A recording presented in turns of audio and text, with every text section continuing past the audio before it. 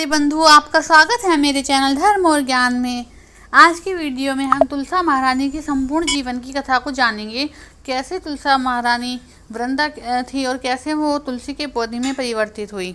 भगवान विष्णु की प्रियतमा कैसे बनी महारानी तुलसी, कैसे परिवर्तित हुई वो तुलसी के पौधे में। तुलसा महारानी पूर्व जन्म में वृंदा थी, जो कालनेमी की पुत्री थी, जिनका विवाह समुद्र पुत्र जलंधर से हुआ था। जलंधर लक्ष्मी जी के भाई भी हैं, क्योंकि लक्ष्मी जी का भी जन्म समुद्र से हुआ है। शिव ने जब अपने क्रोध को समुद्र में फेंका तो उससे दैत्य जलंधर की उत्पत्ति हुई। उस प्रवृत्ति का था जो देवताओं को प्रताड़ित करता रहता था। भगवान उसको समाप्त करना चाहते थे, लेकिन उसको वरदान था कि उसकी स्त्री बहुत पतिव्रता है, जिसके कारण उस पर कोई भी आँच नहीं आ सकती। पार्वती माँ ने विष्णु भगवान से कहा कि आप जाकर इसका पतिव्रता व्रत को भंग करो, ताकि इसको समाप्त करने में हमें आसानी हो। ऐसा करने से ही जलंधर का अंत किया जा सकता है। भगवान श्री हरि विष्णु जलंधर दैत्य के नगर में पहुंचकर एक उद्यान में ठहर गए। भगवान विष्णु ने उस उद्यान में ठहरकर अपनी माया का प्रदर्शन चालू करा। वृंदा ने सपन में देखा कि उसका पति जलंधर नग्न अवस्था में सिर पर तेल लगाए और भैंसी पर चढ़कर दक्षिण दिशा की ओर जा रहा है। काले रंग के पुष्पों की माला पहने हुए है। उसके चारों ओर हिंसक जीव चल रहे हैं और नगर समुद्र में समा रहा है। सपने में यह सब देखकर व्याकुल हो गई। अपनी सखियों के साथ उपवन में घूमने चली गई, जहाँ उसने विष्णु भगवान को देखा। वे एक साधु के वेश में थे। वृंदा ने उन तपस्वी साधु को देखकर अपनी सारी व्यथा सुनाई और उनके चरणों में प्रणाम किया। इसी समय उन तपस्वी मुनि के पास दो बंदर आए।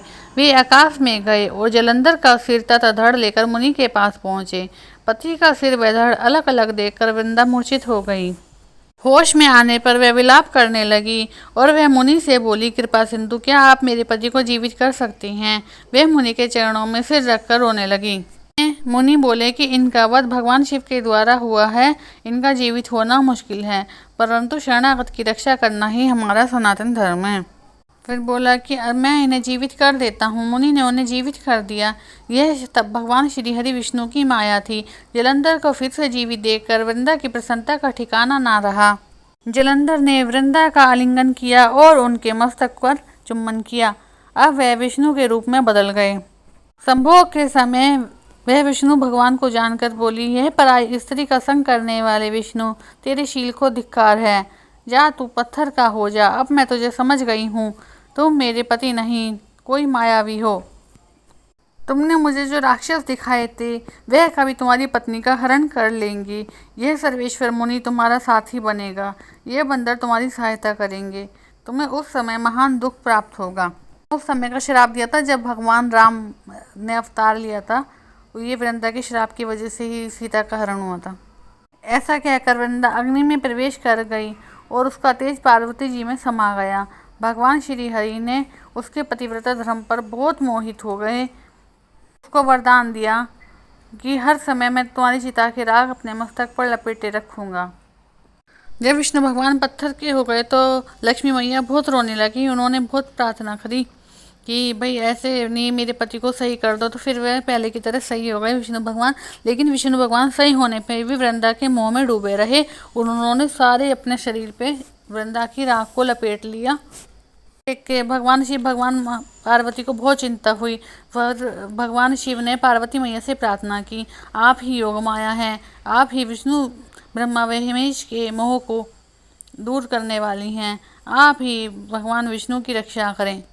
माँ पार्वती ने त्रिदेवियों को निमंत्रण दिया। त्रिदेवी प्रकट होकर थोड़े बीज लेकर आई। उन्होंने कुछ बीज भगवान विष्णु जी के हाथ में दिए। बोला कि इसे वृंदा की चिता की आँख में डाल दो, उससे आपका मोह दूर हो जाएगा। चिता की राख में जब बीज डाले तो उससे 3 तरीके के पौधे प्रकट हुए, तुलसी, मालती और धात्री। धात्री के बीच से धात्री, लक्ष्मी के बीच से मालती और गौरी के बीच से तुलसी प्रकट हुई। भगवान विष्णु ने उन वनस्पतियों को प्रणाम किया और उनको बोला कि अब मैं हमेशा बिना तुलसी के कोई भी भोग स्वीकार नहीं करूंगा। इसलिए भगवान विष्णु की पूजा में या विष्णु जी के जो अवतार हुए हैं, भगवान राम, भगवान कृष्ण की पूजा में बिना तुलसी के कोई भोग स्वीकार नहीं होता। फिर भगवान विष्णु भगवान शिव के ध्यान में मग्न हो गए और बैकुंठ को चले गए। तो तुलसा महारानी की जय हो।